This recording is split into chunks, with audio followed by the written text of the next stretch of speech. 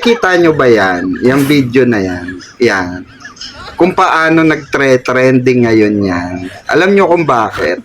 Kasi, no, marami talagang asyumera na kuno GF, entitled GF.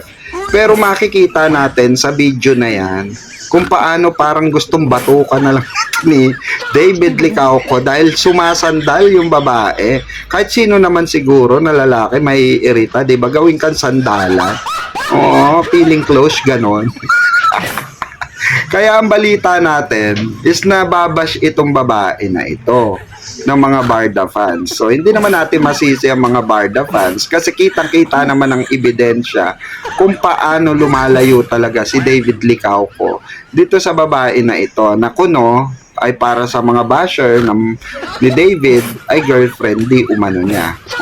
Pero dito pinatunayan ni David na siya mismo ang nagdebunk sa mga basher na illusion lang yung kanilang akala.